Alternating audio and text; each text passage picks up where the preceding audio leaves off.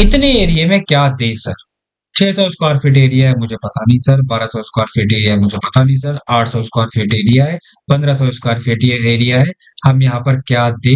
मेरा तो कुछ माइंड काम ही नहीं कर रहा। पता है ऐसा क्यों है? आपको मालूम है?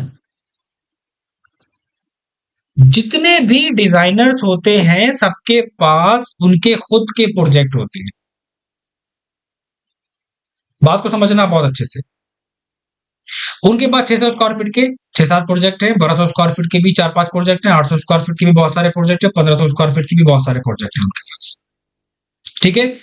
क्या वो इंटीरियर डिजाइनर हो या वो 3D विजुअलाइजर हो या आर्किटेक्चर वाला हो, कोई भी हो। अब क्लाइंट ने कहा कि 1500 स्क्वायर फीट का हमारे पास यहाँ पर एक प्लॉट एरिया है और हमें उसको डिजाइन करवाना है आपसे, या 600 स्क्वायर फीट का डिजाइन करवाना है, क्या करें?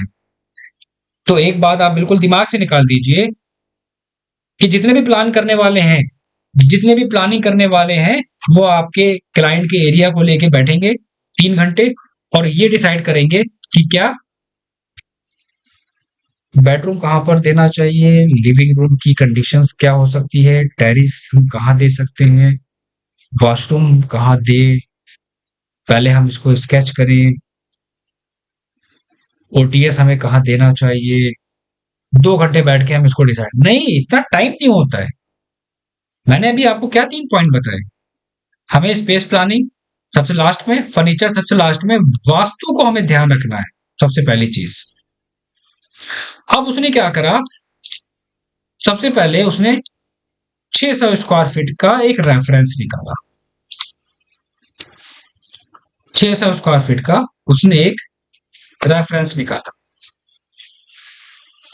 कि हम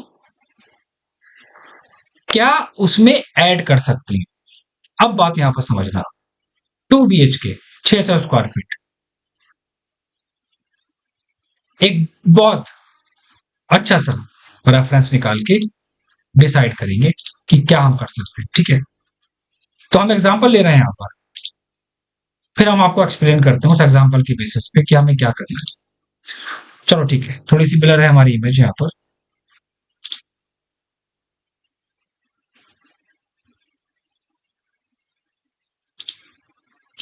okay, this one.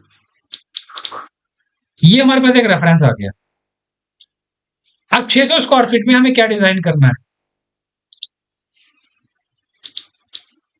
600 square feet में क्लाइंट की रिक्वायरमेंट है एक बेडरूम, किचन, बाथरूम, लिविंग होना चाहिए, स्टेयर्स होनी चाहिए, पूजा रूम होना चाहिए और ओटीएस होना चाहिए। ये क्लाइंट की रिक्वायरमेंट है। नहीं है तो हम अपने अकॉर्डिंग देंगे। तो हमें यहां पर जो सबसे इंपॉर्टेंट चीज है, हमें यहां पर क्या मिला? हमें उस स्पेस को यूटिलाइज करने का एक तरीका मिला। सबसे इंपॉर्टेंट पॉइंट, क्योंकि इतना टाइम मेरे पास नहीं है कि हम उस चीज की कैलकुलेशन करेंगे बैठ के, क्योंकि 2D ड्राइंग्स का इतना चार्जेस नहीं होते हैं। हमें क्या आइडिया मिल गया? एक परफेक्ट आइडिया हमें यहाँ पर ये मिल गया। ठीक है कि हम किचन के, ये एक बहुत कॉमन सी बात है, बेडरूम के पास एक ओटीएस होना इंपॉर्टेंट है जिससे हमारा वेंटिलेशन जाएगा। आप अगर अपनी ड्राइंग्स में देखेंगे,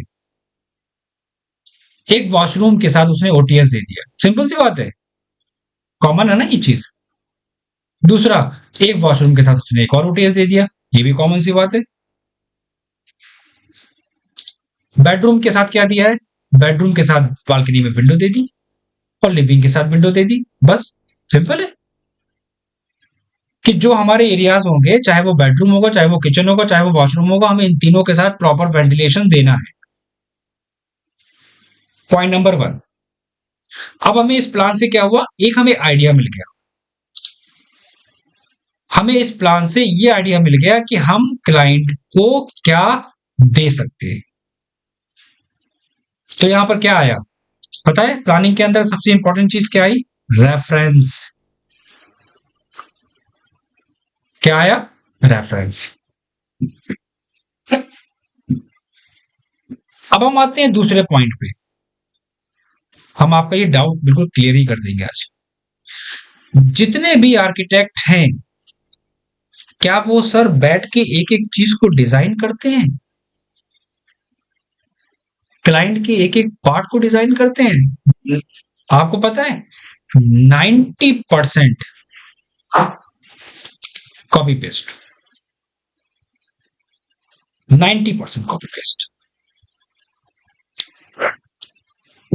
ठीक, क्या कॉपी पेस्ट कि उनके पास हर एक एरिया का प्लान होते हैं, डायरेक्शन चेंज करी और उसको हमने वहां पर कॉपी पेस्ट करके एरिया डेलिमिटेशन कर दिया। बेडरूम है तो ये साइज दे सकते हैं, वॉशरूम का ये साइज दे सकते हैं। साइजेस क्लियर है, क्लाइंट की रिक्वायरमेंट पहले रखी है, साइजेस हमको क्लियर हैं। हम एक बेडरूम डिजाइन करेंगे, उसमें हम क्या क्या चीजें मेंशन करेंगे, उस बेडरूम के साथ ओपन ओटीएस होगा, ओटीएस का स्टैंडर्ड साइज हम क्या लेके चल सकते हैं। हमें जरूरत पड़ेगी किस चीज की, रेफरेंस।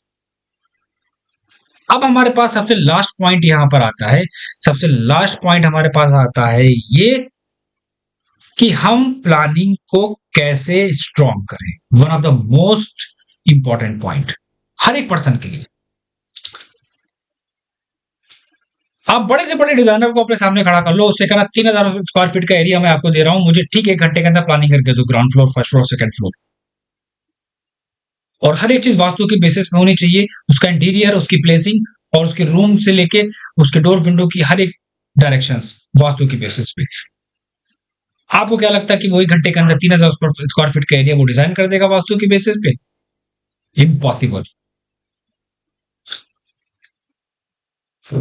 क्या करेगा, एरिया निकालेगा, वास्तु को देखेगा, स्टैंडर्ड नोट करेगा, डायरेक्शन देखेगा, कॉपी पेस्ट, देन वो डिजाइन करना स्टार्ट करेगा।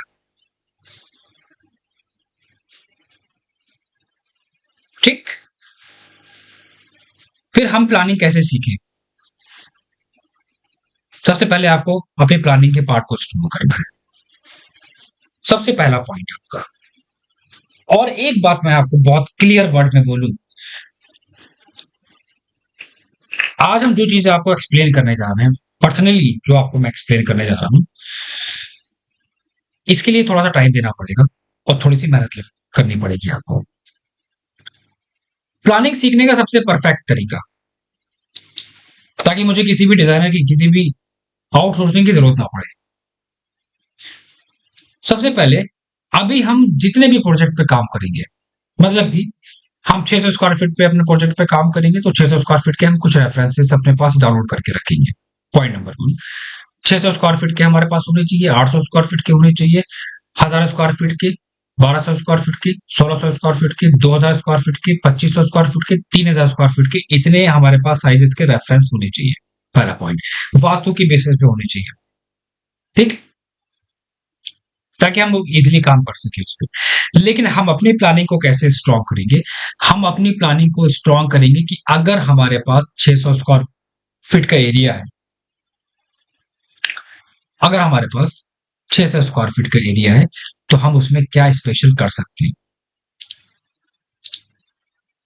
इस चीज को आपको थोड़ी सी प्रैक्टिस करना पड़ेगी। आप सबसे पहला काम क्या करेंगे, उसका एक रेफरेंस डाउनलोड करेंगे। कितने रेफरेंस डाउनलोड करेंगे? कम से कम उसकी 4 रेफरेंस आप डाउनलोड करेंगे, 600 स्क्वायर फीट के डिफरेंट डिफरेंट। ठीक है, अब उन चारों रेफरेंस पे आप क्या करेंगे, वर्किंग स्टार्ट करने से पहले आप उनका एक रेफरेंस ले लेंगे, इंपोर्ट कराएंगे।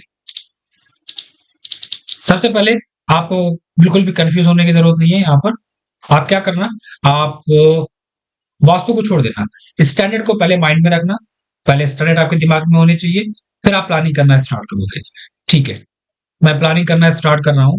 अब यहां पर आप प्लानिंग कैसे करोगे और कैसे सीखोगे, पहले आप उसको समझ लो। क्योंकि प्लानिंग देखिए कोई मेडिसिन नहीं है, कोई तरीका नहीं है, कोई ऐसी ट्रिक नहीं है जिससे आप आर्किटेक्ट बन जाओ, एक परफेक्ट डिजाइनर बन जाओ। ये सिर्फ एक, आपको हम एक ऐसी गाइडेंस देंगे जिसको आपको फॉलो करना पड़ेगा खुद। हमारे पास ये रहा एरिया, कितने का, 600 स्क्वायर फीट का।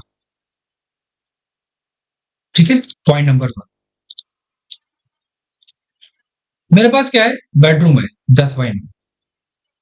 मैंने यहां पर 10x9 का एक बेडरूम ले लिया।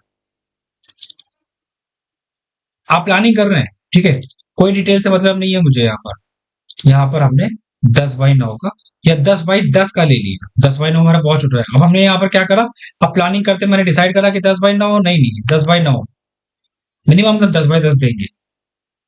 इतना देंगे क्लाइंट को कि वो चीजों को यूटिलाइज कर ले। ओपन स्पेस कितना देते हैं? अब ओपन स्पेस हम डिसाइड करेंगे किसके बेसिस पे? अब ये समझ लो, अगर हम यहाँ पर 3 फीट का ले रहे हैं वेंटिलेशन का पार्ट,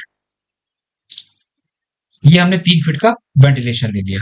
अब 3 फीट का अगर हमने यहाँ पर वेंटिलेशन लिया, तो अब बात को समझना, तो अगर हम 6 इंच यहां से छोड़ेंगे, तब हमारी यहाँ पर एक परफेक्टली विंडो निकलेगी जिससे प्रॉपर हम वेंटिलेशन दे सकते हैं। बाकी पार्ट को हम यहाँ पर हटा देंगे। ठीक है, चीजों को कैलकुलेट कैसे करना है ना, उसको समझना। हम यहाँ पर ओपन स्पेस को 2.5 फीट का भी कर सकते थे, 2 फीट का भी कर सकते थे, क्योंकि हमको यहाँ पर क्या था, हमको यहाँ पर नीड है एक बड़ी विंडो की ताकि प्रॉपर वेंटिलेशन हो। तो मैंने स्पेस को वहां पर 3 फीट यूज करा। बचा हमारे पास किचन। ठीक है, अब किचन का एरिया हम यहाँ पर शिफ्ट कर सकते हैं। वास्तु के बेसिस पे डायरेक्शन को फॉलो करेंगे बाद में।